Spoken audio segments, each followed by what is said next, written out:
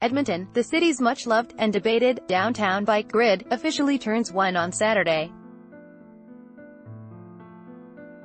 It's been a year since the city opened what would become a 7.8 kilometers network of protected lanes that have given cyclists unprecedented room to move in the core, delighting cyclists, angering some drivers and sparking and almost doubling in ridership. Mahoney Kassan likes the idea of the bike lanes but thinks that they could have been done better. Kevin Tuong, for Star Metro, it's still incredible to me that we successfully planned, designed, installed and launched an education campaign in under 9 months, said Olga Massinis, the city's project manager for the downtown bike network. The protected lanes now separate cyclists from traffic and pedestrians in most parts of downtown and some surrounding areas. Protected bike lanes are fenced, whereas unprotected bike lanes are only marked using paint on the roads. According to the Downtown Bike Grid monitoring website, the number of cyclists has increased by 81% in May compared to a year ago.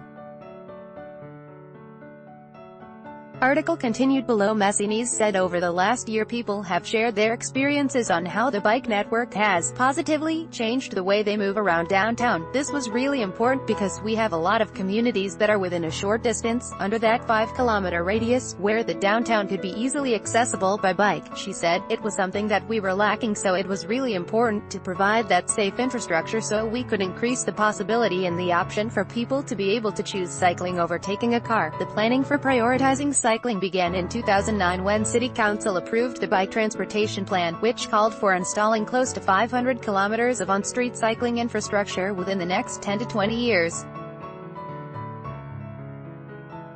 The plan was to encourage Edmontonians to choose cycling as a safe, healthy and efficient alternative to driving. Council approved in 2016 a budget of $7.5 million to begin the project and $625,000 per year for upkeep.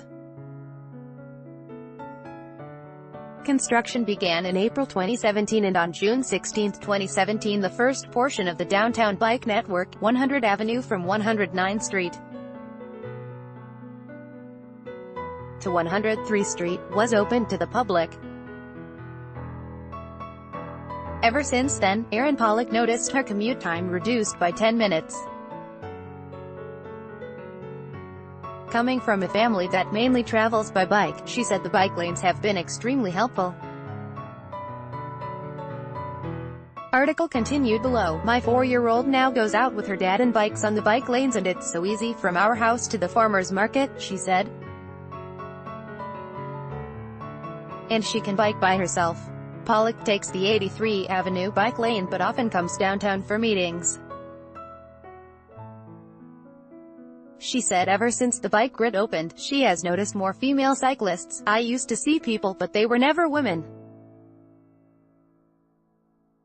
For the most part they were young males, she said.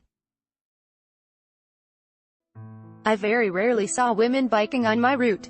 Pollock started winter biking this year, which she was previously hesitant on doing. Max Amaranjan, vice chair for Paths for People, also started winter biking. It's been so exciting to see what the city has done so far. I hope we continue the momentum and keep building out, he said. I think next year is going to be really crucial for that. To see if the city is committed to keeping going on that. But not everyone is a fan.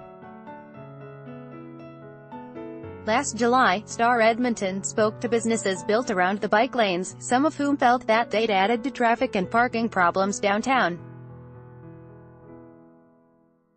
Reached again this week, Mahoney Kassan, owner of Creperie Cafe on 103 Street, hasn't changed his mind, arguing that bigger streets are needed as he notices slow-moving traffic especially during events at Rogers Place.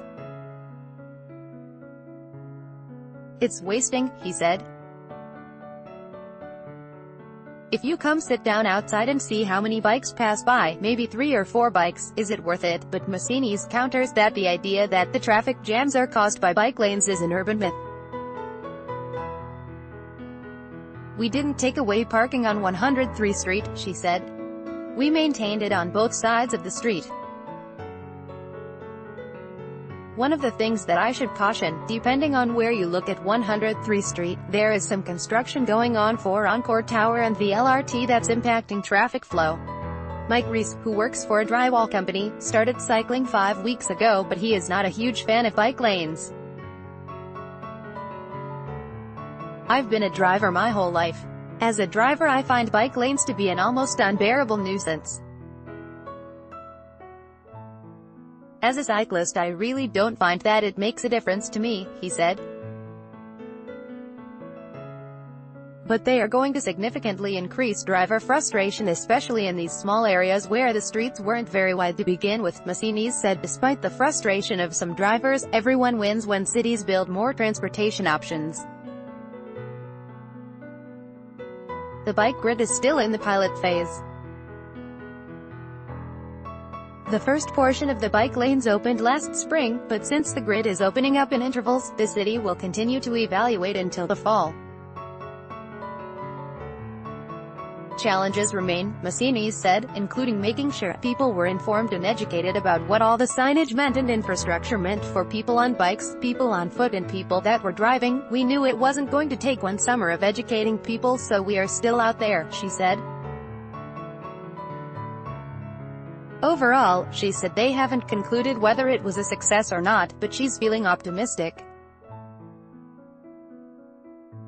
In terms of the numbers, increased ridership, we are showing some success there, she said. The city is reviewing the bike strategy and how to grow it in the future.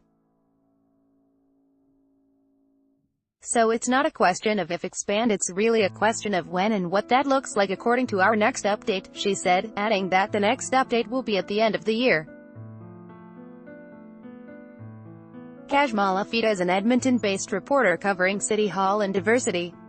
Follow her on Twitter, @KashFita.